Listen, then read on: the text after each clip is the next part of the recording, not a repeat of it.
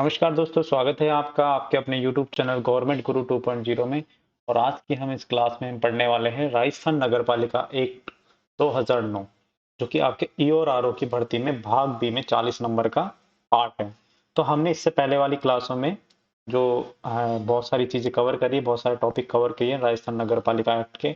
और आज हम नया टॉपिक नगर पालिका का राजस्व, जो कि धारा 101 से लेके धारा 140 तक है, तो इसके बारे में हम चर्चा करेंगे। इसको हम इजी लैंग्वेज में बिल्कुल समझेंगे कि राजस्थान जो नगर पालिका है वो कौन कौन सा टैक्स वसूलती है और किस तरह से टैक्स वसूलने की प्रक्रिया है, किस तरह से वो नगर पालिका है अपना राजस्व इकट्ठा करती है, किस तरह से जो है अपनी अ, खुद की इनकम जो है लाती है नगर पालिका, ताकि नगर पालिका का संचालन या विकास कार्य सुचारू रूप से चलते रहे।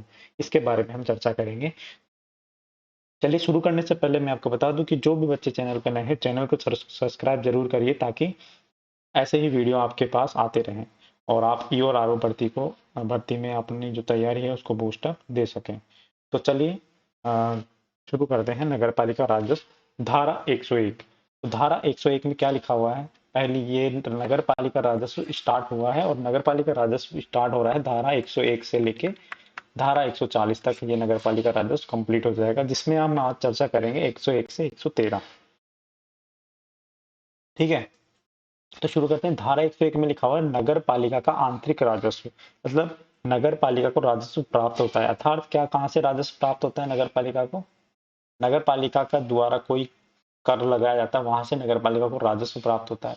नागरिक सेवाओं की व्यवस्था के लिए नगर पालिका द्वारा लगाया उपभोक्ता प्रभार, मतलब लोगों को जो नगर पालिका सर्विस प्रदान कर रही है उसके एवज में कोई टैक्स वसूल रही है या कोई प्रभार लगा रही है, एक्स्ट्रा सेस लगा रही है, तो वो उससे भी इनकम होती है नगर पालिका को। विनियामक और अन्य कानूनी कृत्यों के अनुपालन के लिए उद्ग्रहित फीस और जुर्माने।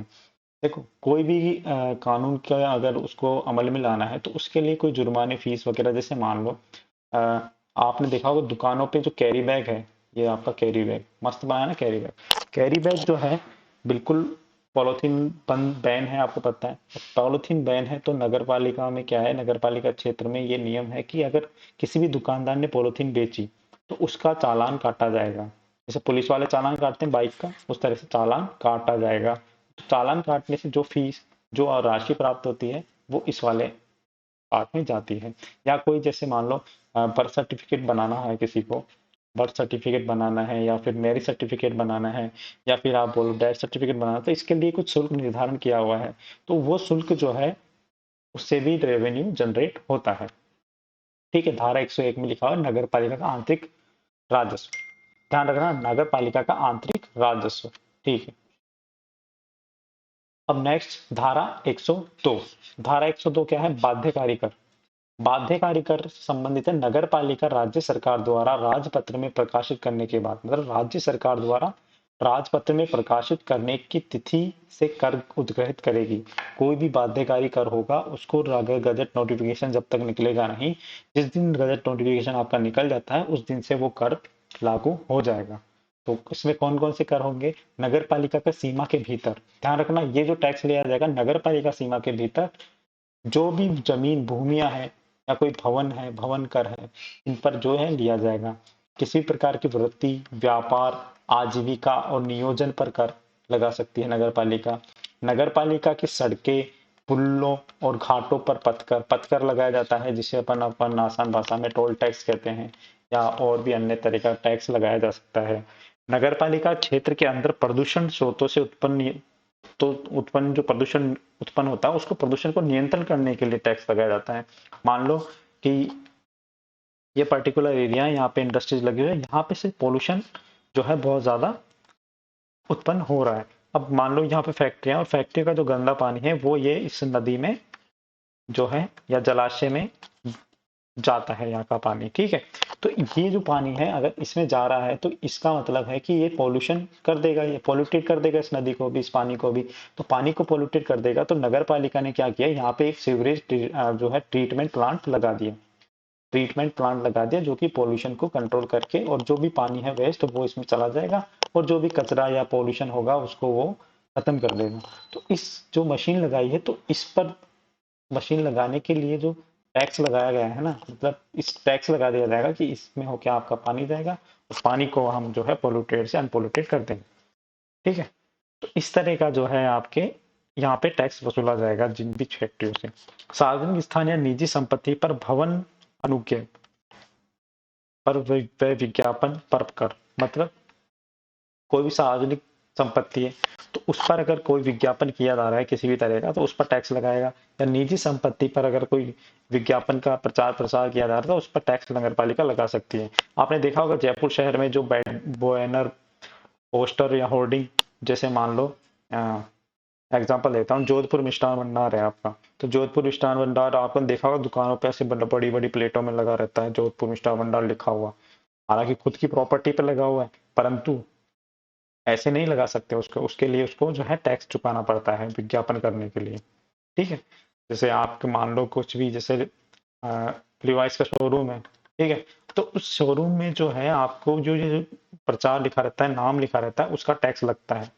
ठीक, अन्य कोई कर जो राज्य सरकार लागू करे, राज्य सरकार समय समय पर कोई भी टैक्स जो है लागू कर सकती है। ठीक, वो भी टैक्स वसूला जाएगा।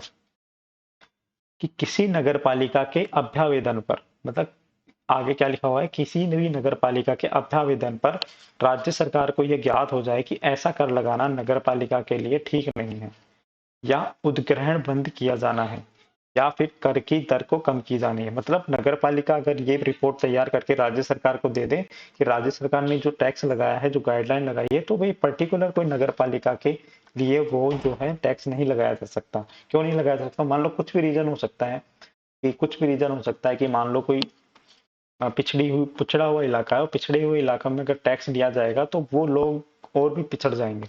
ठीक है, तो उन लोगों को, पर्टिकुलर लोगों को छूट देने के लिए वह टैक्स उस एरिया में नहीं लगाया जाएगा। मान लो अगर नगर पालिका को ये चीज लगती है तो वह जो है राजपत्र में, या फिर उस टैक्स को बंद किया जाना है, या फिर उस टैक्स की दर को कम किया जाना है, टैक्स की दर को कम किया जाना है, तो राजपत्र में प्रकाशन किया जाएगा और राज्य सरकार उक्त कर को हटा देगी, बंद कर देगी, या खत्म भी कर सकती है। मतलब सिंपल सी बात है, नगर पालिका को लगता है तो नगर पालिका एक रिपोर्ट तैयार करेगी। उस रिपोर्ट को तैयार करने के पश्चात क्या होगा, रिपोर्ट तैयार करने के पश्चात राज्य सरकार को लगता है तो वो उसे राजपत्र में प्रकाशित करके बंद कर सकती है उस टैक्स को। ठीक है, राज्य सरकार द्वारा नगर पालिकाओं की परिवर्तनशीलता और परिस्थिति को ध्यान में रखकर समय समय पर एक समान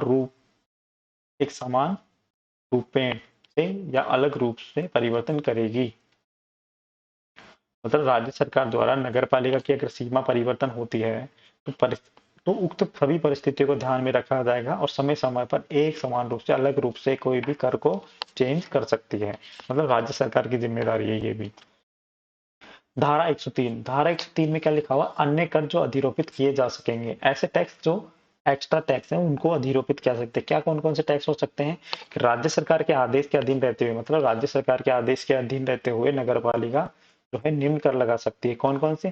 नगर पालिका के भीतर चलाए जाने वाले यानों पे कर, मतलब कोई भी गाड़ी मोटर वाहन अगर नगर पालिका सीमा के अंदर चलता है तो उस पर जो है टैक्स लिया जाएगा। लंगर डालने वाली नौकाओं पर, मान लो नगर पालिका क्षेत्र में कोई जो नदी है तो उसमें जो नौकाएं होती है, जो डॉक यार्ड, एक तरह बंदरगाह मान लो, तो बंदरगाह पे जो है टैक्स लगाया जाएगा। रोशनी कर लगाया जा सकता है, मतलब लाइट का उजाला ले रहे हैं तो अपन लाइटों की जो उजाला दे लिया जा रहा है उस पर टैक्स लगाया जा सकता है। सद्भाव पर कर, कि कोई संगोष्ठी, कोई सभा आयोजित की जा रही है तो उस पर कोई रसीद कटवानी पड़ेगी आपको, या किसी भी तरह का टैक्स जो है देने के बाद ही कोई सभा आयोजित की जा सकती है। तीर्थ यात्रियों पर कर, विज्ञापन होर्डिंग पर कर, है ना, ये तो लगता है, विज्ञापन होर्डिंग पे तो लगता है आज के दिनांक में। अग्निकर, कोई फायर पे टैक्स लगा सकता है। पार्किंग की न्यूनता पर कर, मतलब पार्किंग इतने क्षेत्र में तो होना जरूरी ही है, पर्टिकुलर कोई बिल्डिंग बना रहा है। ठीक है, अब देखो क्या होता है कि पार्किंग की न्यूनता पर कर, मतलब कोई बिल्डिंग बनाया किसी ने, ठीक है, तो पर्टिकुलर इतने क्षेत्र में आपको पार्किंग रखनी ही पड़ेगी, है ना, तो इस पर भी टैक्स लगता है। कोई अन्य कर जो राज्य सरकार अधिरोपित करे, तो राज्य सरकार समय समय पर ये चीज बता सकती है कि आपको किस पर टैक्स लगाना है, किस पर टैक्स नहीं लगाना है। ठीक है, अभी हाल ही में क्या हुआ था कि पिछले साल 2021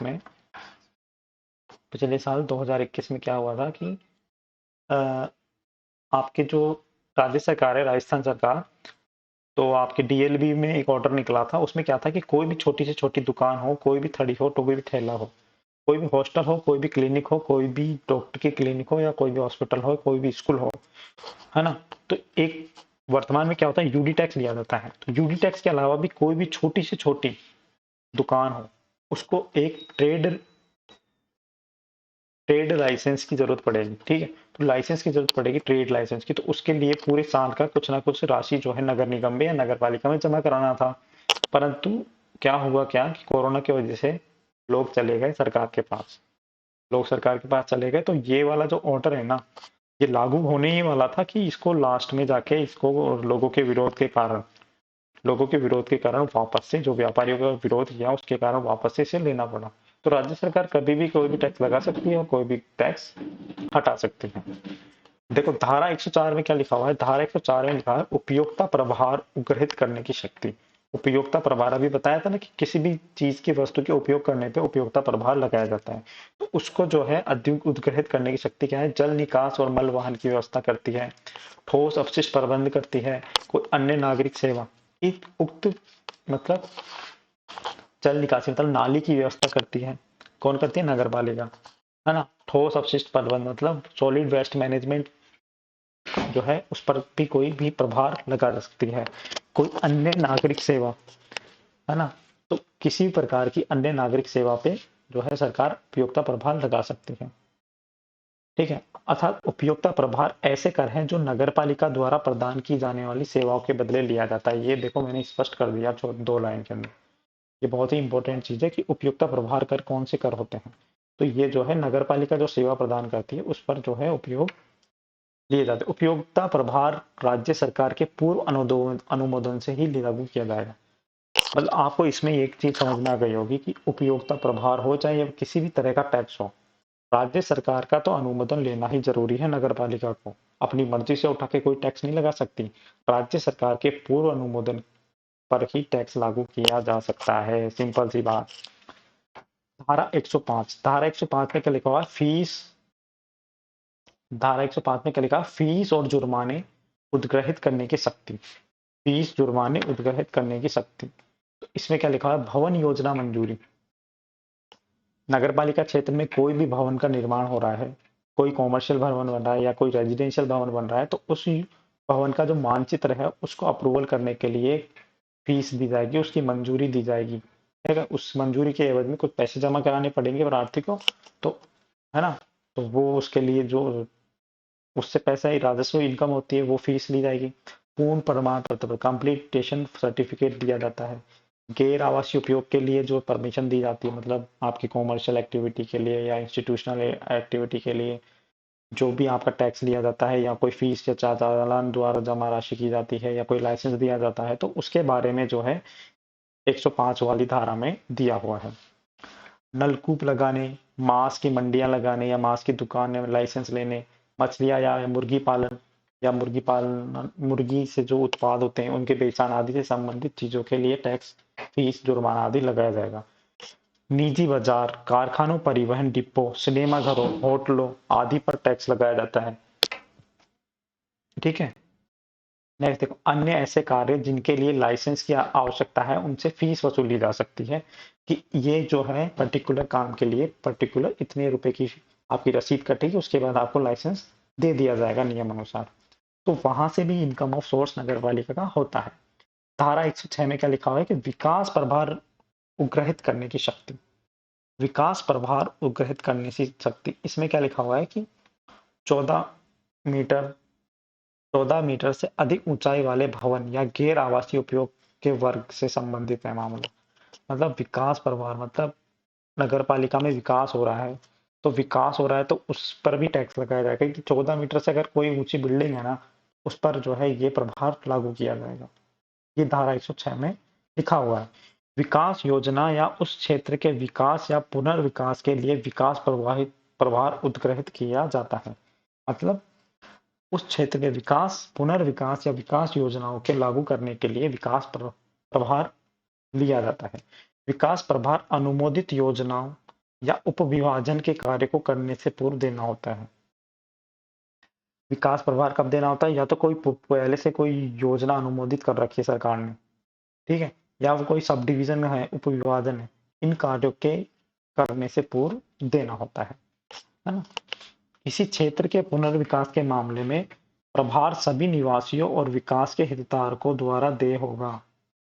मतलब किसी क्षेत्र का पुनर्विकास करना है, पुनर्विकास के मामलों में सभी प्रकार के निवासियों और विकास के हितधारक को देय होगा, मतलब सभी प्रकार के निवासी और जो भी विकास का हित रखते हैं उन्हें जो है टैक्स देना पड़ेगा। नगरपालिका ऐसे प्रभार हेतु अलग से लेखा रखेगी, अलग से लेखा रखेगी विकास प्रभार के लिए। ध्यान रखना, ये बहुत इंपॉर्टेंट चीज है कि नगरपालिका विकास प्रभार का अलग से जो है डेटा रखेगी।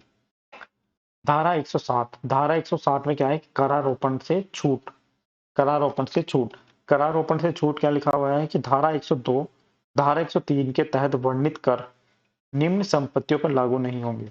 मतलब कि कर कौन कौन सी संपत्तियों पर लागू नहीं होंगे वो धारा 107 में आपके लिखा हुआ है। धारा 102 और धारा 103 में जो जो संपत्तियां लिखी थी उनके अलावा जो भी संपत्ति है उन पर टैक्स लागू नहीं होगा, ये इसमें स्पष्ट किया हुआ है। कौन सी धारा में, धारा 107 में।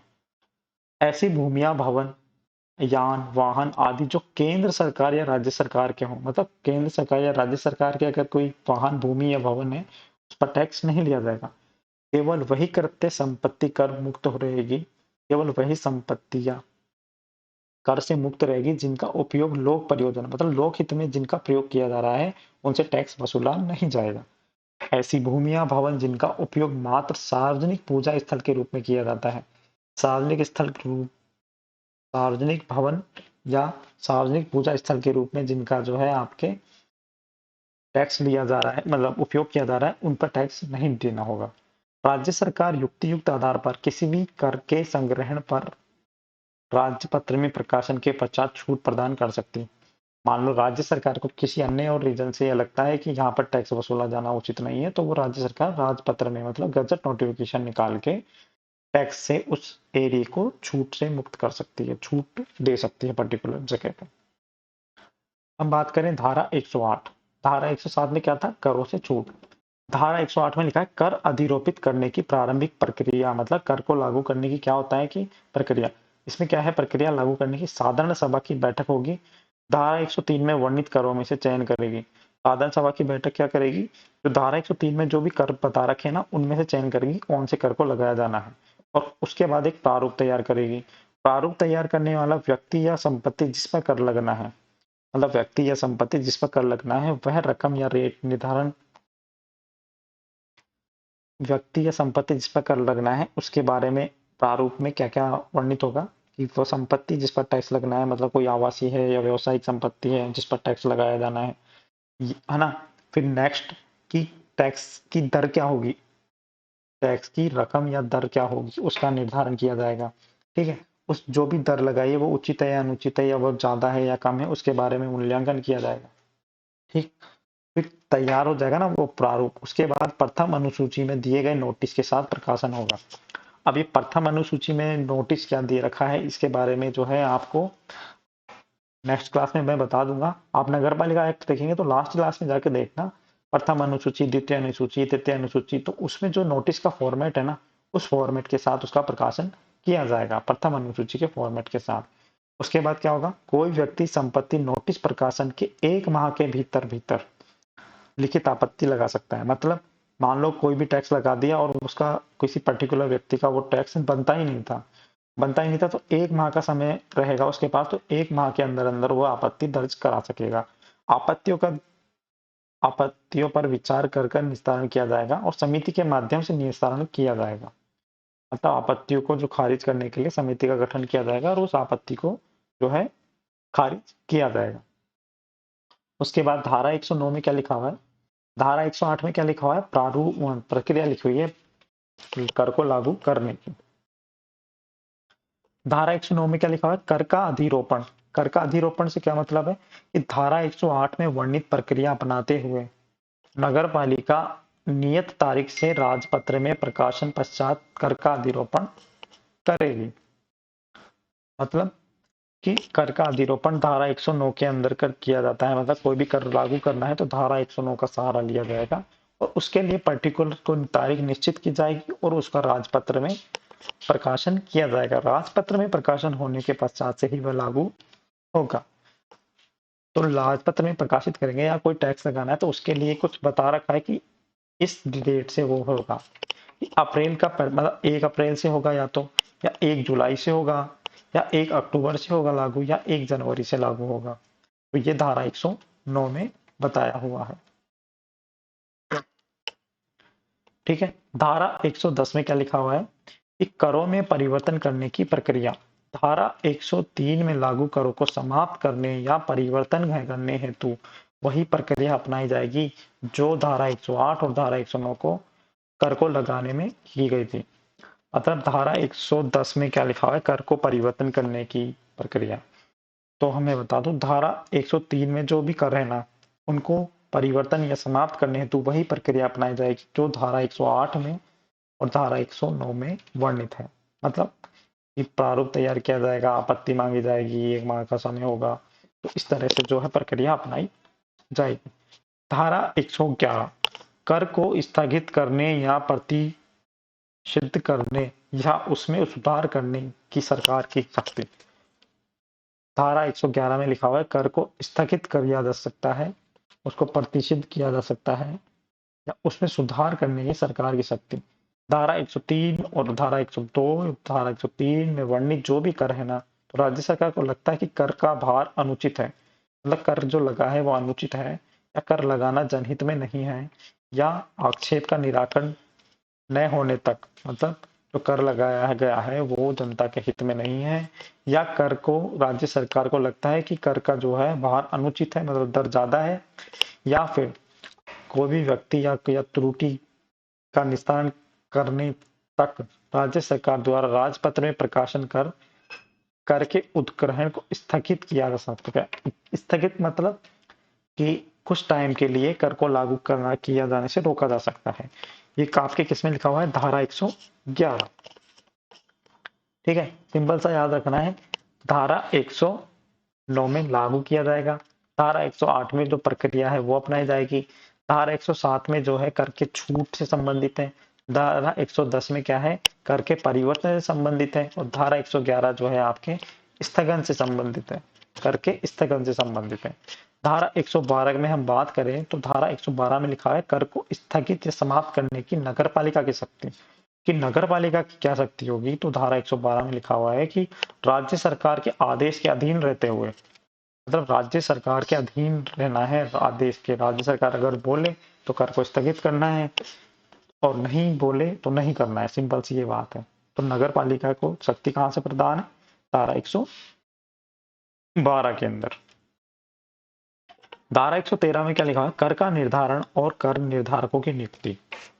मतलब कोई भी टैक्स का जो है निर्धारण किया जाएगा और कर उस टैक्स का निर्धारण करने के लिए किसकी नियुक्ति की जाएगी, आपके कर के निर्धारकों की। कर निर्धारक जिसे बोलते हैं अपन टैक्स असेसर, क्या बोलते हैं, टैक्स असेसर। ठीक है, राज्य सरकार कर निर्धारण हेतु कर निर्धारकों की नियुक्ति करेगी और यही जो है पूरा टैक्स बताएंगे कि इस तरह से टैक्स होना चाहिए लागू, इस तरह से वसूल किया जाना चाहिए और इस तरह से जो है योजनाओं का इम्प्लीमेंट किया जाना चाहिए। समझ में आ गया। तो आज की क्लास में ये था कि हमने धारा 101 से धारा 113 तक पढ़ा। अब नेक्स्ट क्लास में हम धारा 114 से आगे वाली चर्चा करेंगे और आगे जब चर्चा करेंगे तो हम जो है बिल्कुल इस नगर पालिका का जो राजस्व है इस टॉपिक को कंप्लीट करेंगे।